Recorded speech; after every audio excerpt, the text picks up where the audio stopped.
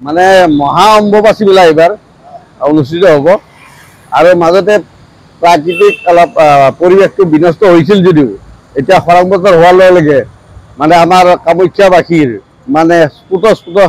মানে ভাৱে মানে হেৰি হৈছে জাগৃত হৈছে আৰু দৰ্শনাৰ্থীৰ ভিৰ এতিয়াৰ পৰা আৰম্ভ হৈ গৈছে আৰু গোটেই ভাৰতৰ লগতে বিশ্বৰ বিভিন্ন প্ৰান্তৰ পৰা এই অম্বুবাচী মেলালৈকে আহে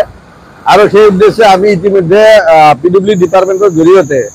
এইবিলাক ৰং ৰাস্তাত ৰং চঙীয়া কৰি মানে এক উৎসৱমুখৰ পৰিৱেশ সৃষ্টি কৰাৰ বাবে আমি যি প্ৰয়াস এটা কৰিছোঁ এইখিনি আমাৰ কোনো কণ্টেক্ট বেছি বুলি কথা নাই আমি PWD ডিপাৰ্টমেণ্টৰ লগত লগ লাগি আমি ইয়াৰ পৰা আপ টু কামাখ্যা মন্দিৰলৈকে আৰু এইফালে মালিগাঁওলৈকে আমাৰ বিভিন্ন আমাৰ মানুহে কাম কৰি আছে আৰু আমি আশা কৰিছোঁ খুব সোনকালে আমাৰ কাম কমপ্লিট হৈ যাব আৰু সকলো ভক্তগণক এই অম্বুবাচী মেলালৈকে 22 তাৰিখৰ পৰা আৰম্ভ হ'ব আৰু এই মেলা আমাৰ 25 তাৰিখে সন্ধিয়া 3টা বজাত শেষ হ'ব গতিকে সকলো ভাৰতবাসীৰ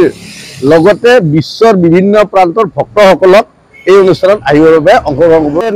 কামাখ্যা গেটৰ পৰা আপোনাৰ 3 নম্বৰলৈকে চলিছে ইফালে আকৌ কামাখ্যা মন্দিৰৰ তলৰ গেটৰ পৰা আপ টু কামাখ্যা মন্দিৰলৈকে চলি আছে তাৰপিছত আকৌ আমাৰ কালিপুৰ যিটো যোৱা ৰাস্তা আছে তাৰে আশ্ৰম আছে সেই আশ্ৰমলৈকে চলিব আকৌ আমাৰ বনদুৰ্গা যিটো মন্দিৰ আছে সব এইবিলাক গোটেই অম্বুবাচীৰ কাৰণে মানে গোটেই চাফ চিকুণ এই পাহাৰখনত যাতে কোনো অনিষ্ট লোকে থাকিব নোৱাৰে বা হেৰি কৰিব নোৱাৰে আৰু মা কামাখ্যাৰ যিটো আশীৰ্বাদ প্ৰতি বছৰে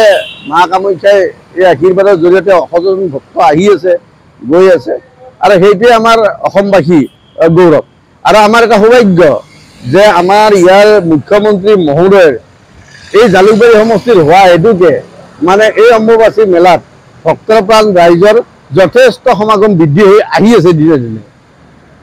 আগতে যিমান অম্বুবাচীত ভক্ত আহিছিলে তেখেতে মুখ্যমন্ত্ৰী হোৱাৰ পৰা মানে যথেষ্ট মানে সংখ্যক ভক্তৰ মানে হেৰি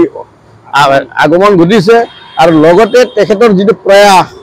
সকলো জাতি জনগোষ্ঠীক লৈ আগবাঢ়ি যোৱাৰ যিটো প্ৰয়াস সেইটোৰ বাবে তেখেতলৈ আমি আমাৰ ফালৰ পৰা সদায় আন্তৰিক কৃতজ্ঞতা আৰু ধন্যবাদ থাকিব।